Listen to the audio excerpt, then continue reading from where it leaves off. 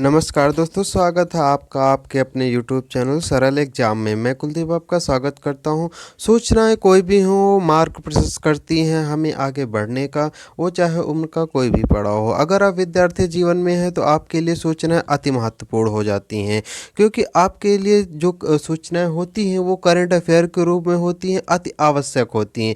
कारण ये होता है कि आज के दौरान कोई भी परीक्षा होती वहाँ पे करंट अफेयर की बहुत ही महत्ता आपको देखने को मिलती है। जीएस सेक्शन का भी अगर कोई भी प्रश्न आता है तो वो भी आपका करंट अफेयर से रिलेटेड ही होता है, तो इसलिए करंट अफेयर प्रतिदिन पढ़ना अति आवश्यक हो जाता है।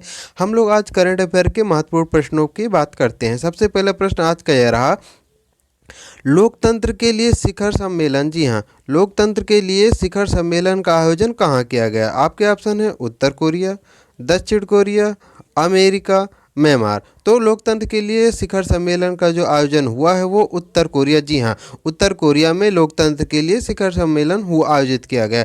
इसके साथ साथ हम कुछ स्टैटिक पोर्शन भी कवर करते चलेंगे। अगर उत्तर कोरिया की राजधानी की बात की जाए तो उत्तर कोरिया की जो राजधानी होती है वो प्योंगयांग होती है।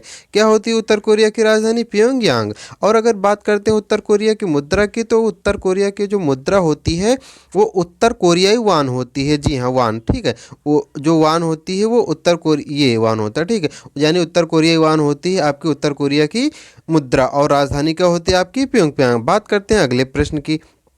अगला प्रश्न आपका ये रहा, अगला प्रश्न पूछा जा रहा है कि जनवरी 2024 में डेनमार्क के नए राजा कौन बनाए गए हैं? जी हाँ, आज के लोकतांत्रिक दौर में भी आज भी कुछ अधिकतर यूरोपीय देशों में भी अभी भी ये प्रणाली चल रही है कि वहाँ पे राजाओं का चयन होता है, हालांकि वो नाम मात्र के लिए होते हैं। अगर बात की जाए कि डेनमार्क के नए राजा कौन बनाए गए, तो डेनमार्क के नए राजा बनाए गए फ्रेडरिक 10। जी हाँ, फ्रेडरिक 10वें जो हैं वो डेनमार्क के नए राजा बनाए गए। अगर डेनमार्क की राजधानी की बात की जाए तो डेनमार्क की राजधानी होती है कोपेनहेग। जी हाँ, डेनमार्क की राजधानी होती है कोपेनहेग, ठीक। कोपेनहेग डेनमार्क की राजधानी होती है, और यहाँ के नए राजा बनाए गए हैं कौन? फ्रेडरिक 10वें। उसके बाद बात करते हैं अगले प्रश्न के। अगला प्रश्न कह रहा है कि ब्लू लाइन रेखा किन दो देशों के मध्य बनाई गई? थोड़ी सी टाइपिंग एरर है, ये रेखा है, ठीक है। हाँ, ब्लू लाइन रेखा किन दो देशों के मध्य बनाई गई है? तो आपके ऑप्शन है इजराइल और लेबनान के बीच, मिस्र और जॉर्डन के बीच, इजराइल और सीरिया के बीच, फ्रांस और स्वीडन के बीच। तो ब्लू लाइन जो रेखा बनाई गई है वो आपका जो पहला ऑप्शन दिया हुआ है इजराइल और लेबनान के बीच बनाई गई है, ठीक है। यानी कि ब्लू लाइन रेखा जो बनाई गई है वो इजराइल और लेबनान के बीच बनाई गई, संघर्षों को और तनाव को कम करने के लिए, ताकि कोई विवाद ना होने पाए। उसके बाद बात करते हैं अगले प्रश्न की। तो अगला प्रश्न कह रहा है कि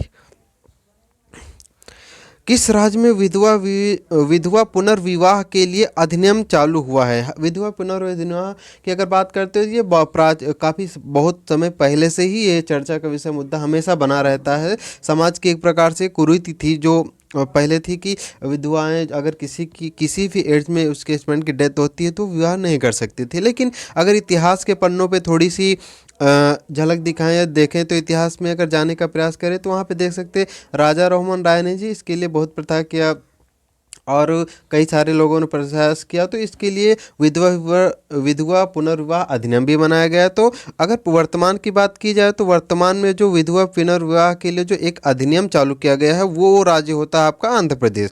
आंध्र प्रदेश में विधवा पुनर्विवाह के लिए एक अधिनियम तुरंत चालू किया गया, ठीक है। तो आपका जो ऑप्शन 3 है आंध्र प्रदेश, ये आपका बिल्कुल सही हो जाएगा।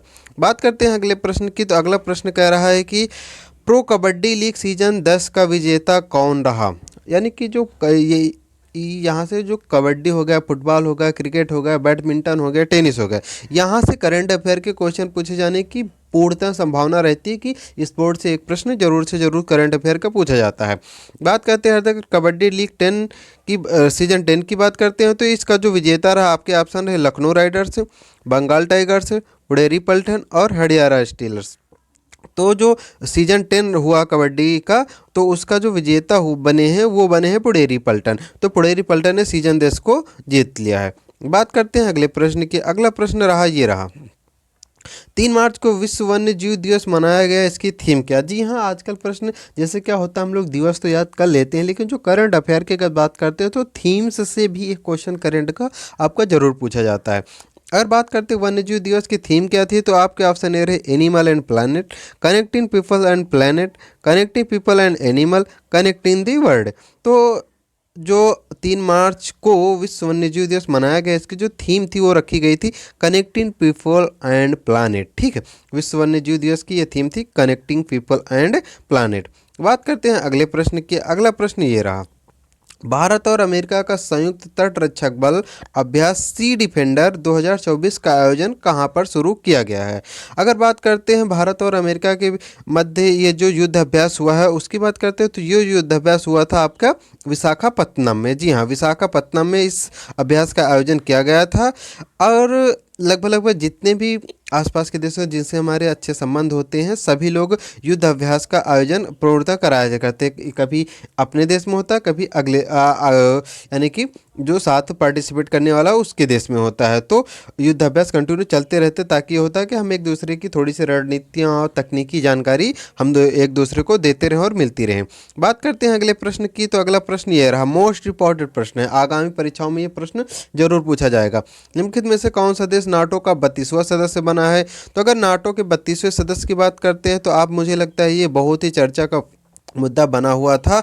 और अभी हाल ही में आप देख सकते हैं जो आपके साथ जो रसिया का युद्ध चल रहा है उसमें ये नाटो ही मुख्य भूमिका में था, कि इसकी वजह से ही सारा चर्चा यूक्रेन और रसिया का जो युद्ध चल रहा है अभी भी चल रहा काफ़ी लंबे समय से, तो इसका जो मेन मुद्दा था वो नाटो का ही सदस्य था। रसिया का कहना था कि यूक्रेन को नाटो का सदस्य नहीं बनना है। तो वहीं से एक उसी बीच में एक यूरोपीय कंट्री आई है जो नाटो के हाल ही में सदस्य के रूप में जुड़ी हुई है। तो अगर इसकी बात करते हैं तो जो स्वीडन आता है आपका, स्वीडन नाटो का 32वां सदस्य बना है। अगर बात करते हैं नाटो की, तो नाटो का पूरा जो नाम होता है वो होता है नॉर्थ अटलांटिक ट्रीटी ऑर्गेनाइजेशन। जी है, नॉर्थ ट्रीटी, जो इसका जो नाटो होता है इंग्लिश में इसको NATO बोलते हैं। ठीक है, तो नॉर्थ, ठीक, अटलांटिक ट्रीटी ऑर्गेनाइजेशन, ये होता है आपका नाटो का पूर्ण रूप। इसका जो स्थापना हुई थी वो हुई थी 1949 में। जी हाँ, 1949 में इसकी स्थापना हुई थी नाटो की। और इसका हाल ही में 32वां जो सदस्य बना है वो बना है स्वीडन। उसके बाद बात करते हैं अगले प्रश्न की। तो अगला प्रश्न आ रहा है कि दुनिया का सबसे बड़ा दूसरा ई कॉमर्स प्लेटफॉर्म कौन सा बना है। अगर दुनिया के सबसे बड़े दूसरे ई कॉमर्स प्लेटफॉर्म की बात करते हैं तो वो हाल ही में जी बीच बना है। ठीक है, ये आपका दुनिया का दूसरा सबसे बड़ा ई कॉमर्स प्लेटफॉर्म बना है।